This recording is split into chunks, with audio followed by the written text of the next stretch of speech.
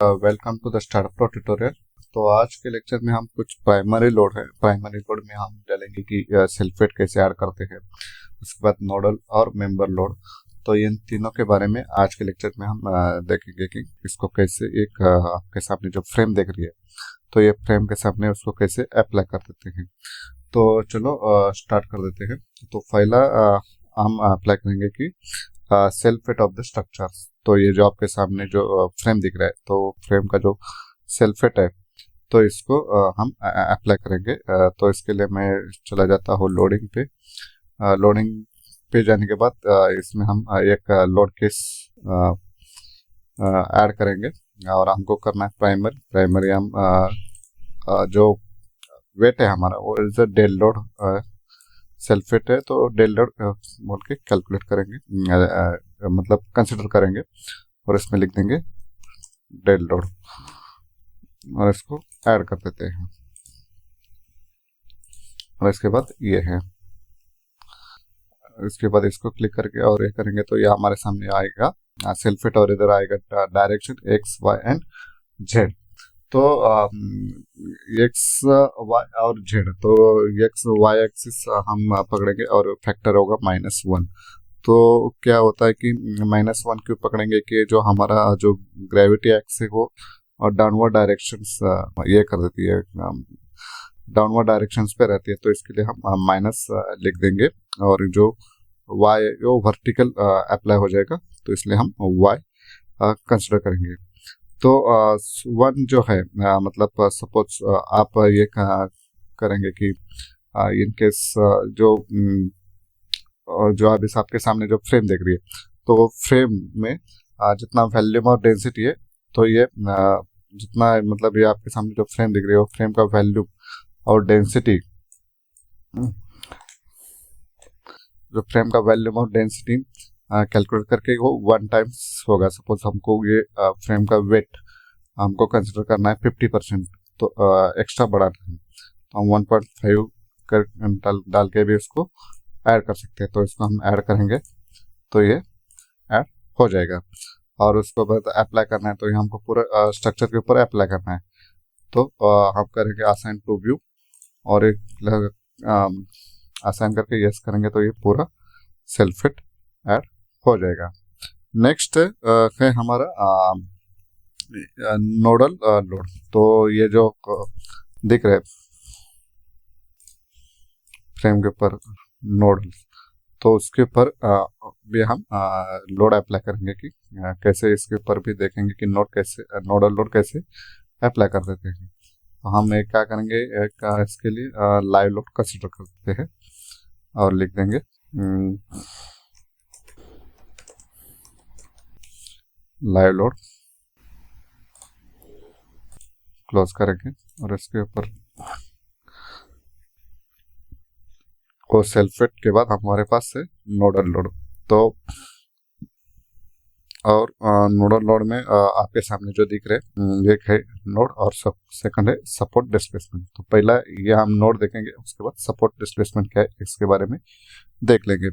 तो नोड में हमको कौन सा डायरेक्शन में अप्लाई करना है। सपोज आप एफ करेंगे तो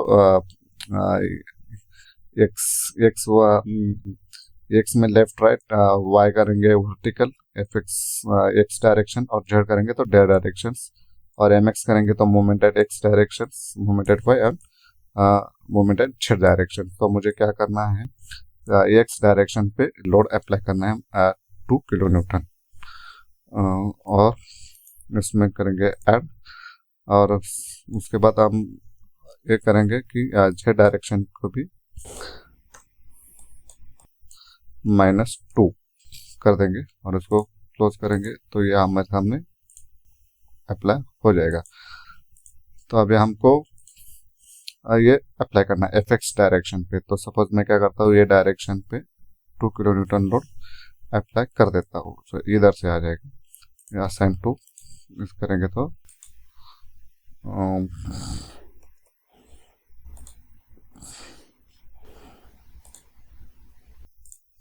ये हो जाएगा। आपको एक्स, आप कौन सा भी नोड इधर भी देना है तो यहाँ पे भी कंसिडर कर सकता है, इधर भी देना है तो यहाँ से कंसिडर कर सकता है। या जेड है तो ये -2 है, तो यहाँ पे ऐसा भी कर सकते हैं, इधर भी देना है तो ये कंसिडर कर सकते हैं। उसके बाद इधर जाएंगे आप नोडल लोड में, आपको इंक्लाइन लोड ये देना है। तो इंक्लाइन लोड में आप मतलब कौन सा रेफरेंस से अप्लाई करना है, तो पूरा मतलब पूरा स्ट्रक्चर पे आपको लोड देना है। तो इसके लिए आप इंक्लाइन लोड करेंगे, आप कौन सा रेफरेंस पॉइंट से देना है, मतलब आप एंगल के साथ, तो इसको रेफरेंस नोड कंसिडर कर सकते हैं, या एब्सोल्यूट डालेंगे तो ये वैल्यू आ जाएगा। मतलब सपोज आपका नोडल में XYZ, तो आप इधर हमने स्टडी एडिटर में देखा था कि ये जो फ्रेम बनाया तो ये इसमें कितना फ्रेम है, तो ये वैल्यू आप XYZ डालेंगे तो ये आ जाएगा। या सपोज आप रेफरेंस पॉइंट डालना है तो रेफरेंस, और रिलेटिव डालना है तो रिलेटिव डाल सकते हैं। तो मुझे सपोज देखो 2 पे ये कर दिया तो ये ऑटोमेटिक आ जाएगा। सपोज 1 पे आएगा तो ये 0 पे आ जाएगा, क्योंकि मेरा 1 नंबर नोड ये 0 पे बन चुका है। सपोज मैं 5 करूँगा तो ये 10 मीटर पे आ जाएगा। मैं ये करूँगा और नोड अप्लाई कर देता हूँ वर्टिकल में -2, और उसको ऐड करेंगे। तो और सपोज इसमें करेंगे, और इसको क्या करता तो मैं असाइन टू व्यू, मतलब कि वो असाइन टू कर्सर करूँगा तो इसमें ये आ जाएगा। असाइन टू व्यू कर देंगे तो पूरा स्ट्रक्चर पे लोड अप्लाई हो जाएगा। तो अभी ये दिख नहीं रहा है।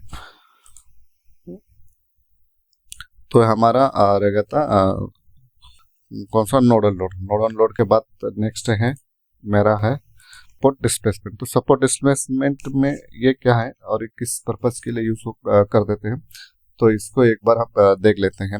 सपोज मेरा एक ब्रिज है, या ये कंसिडर करेंगे, ये आपका ब्रिज है, ये और ये दोनों ब्रिज है। इधर एक है और एक पॉइंट है और एक पॉइंट है।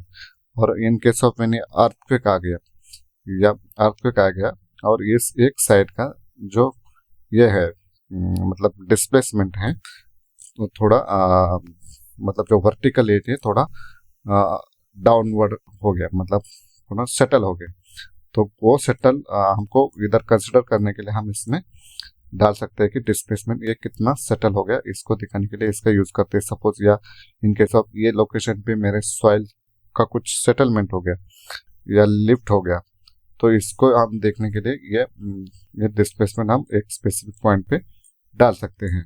तो हम सपोर्ट डिस्प्लेसमेंट डायरेक्शंस को हमको डालना है, तो एफएक्स डालेंगे तो move support in X direction आ जाएगा, वाई डायरेक्शन पे move in left right, Y में अप डाउन, और जेड में इन आउट रहेगा। सपोज नेक्स्ट डालेंगे तो rotation about X, rotation about और वाई। और इसका पर्पस जो हम करते हैं रियल लाइफ यूज के लिए देखेंगे, अर्थक्वेक फाउंडेशन शिफ्ट और रोटेट हो गया तो इसके लिए कर देते हैं सपोर्ट का। Second is soil settlement, support sinks down slightly, और lifting jacks column is jacked up intentionally, इसके लिए इसका यूज कर सकते हैं। तो हम क्या कंसिडर कर देते हैं कि मेरा ये साइड का सपोर्ट जो है वो 10 mm ये हो गया, शिफ्ट हो गया, 10 मतलब सेटल हो गया, तो हम डालेंगे 0.010 डालते हैं। ये मीटर में है, और एफएक्स करेंगे और क्लोज करेंगे, तो और इसको हम क्या करेंगे अप्लाई करेंगे, तो असाइन टू कर्सर करेंगे, इसके असाइन करेंगे। सपोज में इसमें ये करेगा तो ये यहाँ पे ये दोनों मेरे 10 mm ये हो गए, मूव हो गया, जो हमारा डाउनवर्ड डायरेक्शन अपवर्ड डायरेक्शन, तो हमको इसको यहाँ पे दिखाया। नेक्स्ट है मेरा मेंबर लोड। तो मेंबर लोड हमको अप्लाई करना है, तो हम जाएंगे यहाँ पे लोडिंग पे, इसमें जाएंगे, इसके बाद ऐड करेंगे, तो ये मेरे सामने आ जाएंगे। तो मेंबर लोड हम क्या करेंगे, लाइव लोड के ऊपर live load as a consider करेंगे। तो फर्स्ट हम देखते हैं कि इसको ऐड करेंगे, इसके बाद ये है, और ये है मेंबर। तो ये पहले देख लेते हैं कि मेंबर लोड कहाँ पे अप्लाई कर देते हैं। तो इसका क्या पर्पज है और हम किस कंडीशन में इसको अप्लाई कर देते हैं। तो इसमें हम मेंबर लोड, अप्लाइड फोर्स और pressure directly to structure elements. Suppose मेरे को वॉल लोड कंसिडर करना है, बीम, कॉलम, ट्रस। तो इसके लिए हम ये मेंबर लोड का यूज कर देते हैं। तो इसमें हमारा ये अलग अलग है। सपोज मेरा ये यूनिफॉर्म है, तो यूनिफॉर्म क्या क्या के लिए यूज कर देंगे। तो यूनिफॉर्म के लिए हम constant load along with 4 members length और यूनिफॉर्म डिस्टर्बेंट लोड को ना इसको कंसिडर कर देते हैं। तो इसमें है ये हमारा किलोन्यूटन पर मीटर स्क्वायर में आप इसको कंसिडर कर सकते हैं। इसमें आप यूनिफॉर्म फोर्स में आप और फ्लोर एंड वॉल लोड्स के लिए इसका यूज कर देते हैं। तो और इसमें आप वैल्यू डालेंगे, -3 डालेंगे। उसके बाद आपके सामने डिस्टेंस आएगा। सपोज मुझे ये पूरा मेंबर के ऊपर अप्लाई करना है पूरा फुल, तो इसमें आप कुछ नहीं डालेंगे। सपोज मुझे पर्टिकुलर डिस्टेंस भी अप्लाई करना है, तो ये D1 और D2 डाल सकते हैं। तो ये हमारा पर्टिकुलर स्ट्रक्चर के ऊपर अप्लाई करना है। सपोज ये हमारा 10 मीटर का फ्रेम है, तो 10 मीटर के फ्रेम में मुझे क्या करना है, D1 मैं कंसिडर कर सकता हूँ 2 मीटर से, मुझे D2 डालना है 8 मीटर, और D3 में फुल लेंथ ही कर देता हूँ। तो इसलिए मैं 0 करूँगा और इसको ऐड करके तो ऐड कर सकता हूँ, हो जाएगा। सपोज मैं इसके ऊपर करूँगा असाइन टू कर्सर व्यू, तो ये मेरा पर्टिकुलर इसमें अप्लाई हो जाएगा। इसमें मैं हम और मुझे फुली मेंबर को अप्लाई करना है, तो मैं इसको ये करूँगा 0 0 कर देता हूँ, चेंज करूँगा, तो ये मेरा फुल स्ट्रक्चर पे अप्लाई हो जाएगा। तो ये मेरा फर्स्ट है यूनिफॉर्म फोर्स क्या है। सेकंड है मेरा यूनिफॉर्म मूवमेंट। तो यूनिफॉर्म मूवमेंट, तो इसके लिए हम इसका क्या पर्पज है। तो constant movement along member kilometre पर मीटर और यानी टॉर्क डिस्ट्रीब्यूशन होगा। तो उसी पर्पज में हम इसको अप्लाई कर देते हैं। तो इसमें हम डालेंगे वैल्यू, सपोज -2 डाल देंगे, किलोमीटर मीटर पर मीटर पे रहेगा, और डिस्टेंस हम पूरा रखेंगे। इसको ये करेंगे और इसमें ये करेंगे और असाइन टू कर्सर करेंगे, असाइन करेंगे, और सपोज मैं इस पे करूँगा तो ये मेरा यूनिफॉर्म मूवमेंट अप्लाई हो जाएगा। नेक्स्ट लोड है, इसमें मेंबर लोड में मेरा है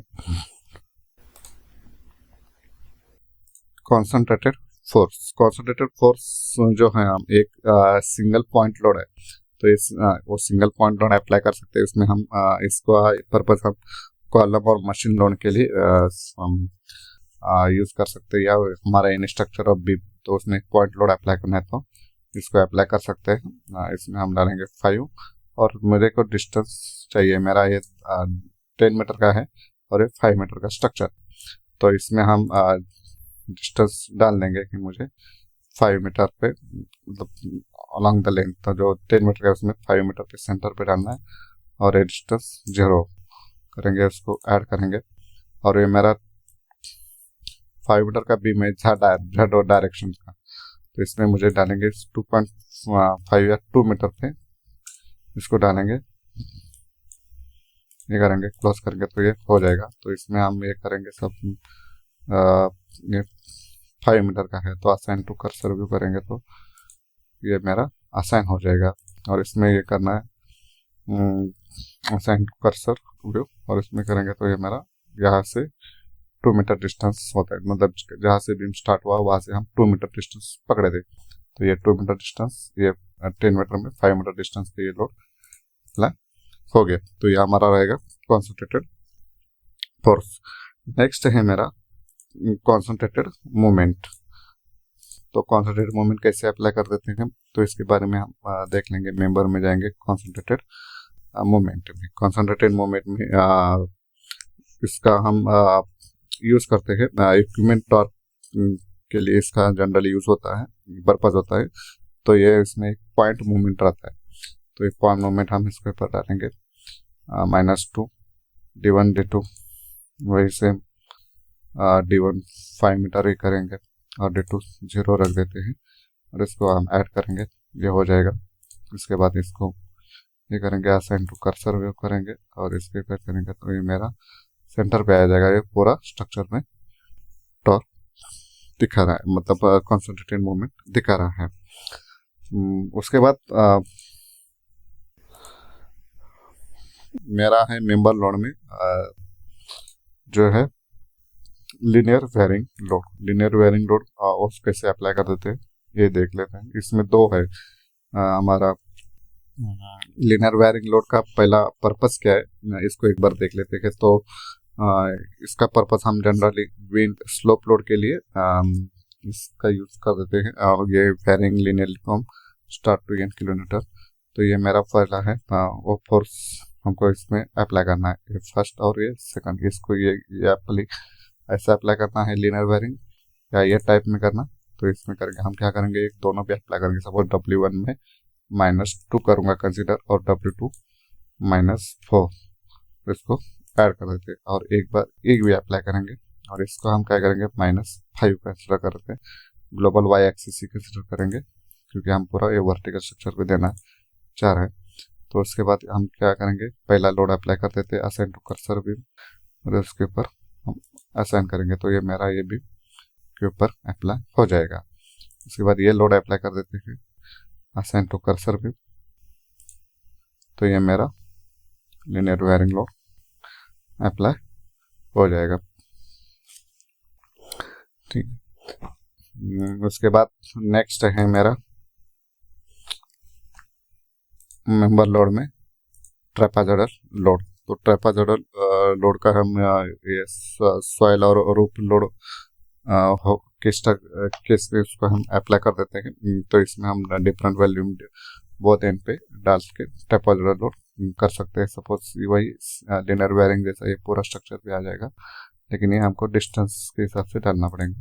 तो सपोज मैं ये भी W1 डालता हूँ -2, और W2 -4, और T1 मेरा सपोज ये 10 मीटर का फ्रेम है।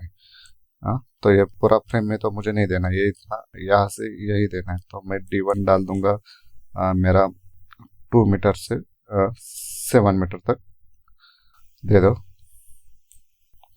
तो ये हमारा D2 7 मीटर हो जाएगा, ये 2 मीटर पे हो जाएगा। इसको हम ऐड करेंगे, और इसको ये करेंगे ऐड, ये इसको यहाँ पे अप्लाई कर देते हैं। ये पे देखें तो ये मेरा यहाँ से 2 मीटर और ऐसे 7 मीटर, ये पूरा मेरा लीनियर ट्रेपेजोइडल लोड अप्लाई हो गया। नेक्स्ट है मेरा मेंबर लोड में, क्योंकि मैं अभी अलग अलग फ्रेम नहीं लूँगा, क्योंकि थोड़ा फ्रेम लेते रहूँगा तो थोड़ा टाइम और लेक्चर बड़ा हो जाएगा। तो इसके लिए मैं इसके ऊपर ही आपको एक कंसेप्ट के लिए ये कर रहा है। नेक्स्ट है हाइड्रोस्टैटिक। तो हाइड्रोस्टैटिक लोड अभी तो इसमें पर हम अप्लाई नहीं करेंगे, क्योंकि ये जो इसका पर्पस हम वाटर टैंक और डैम जब बनाएंगे, वाटर टैंक जब हम आगे नेक्स्ट लेक्चर में वाटर टैंक्स का डिजाइन देखेंगे, तो इसमें हाइड्रोस्टैटिक लोड अप्लाई कर देते हैं।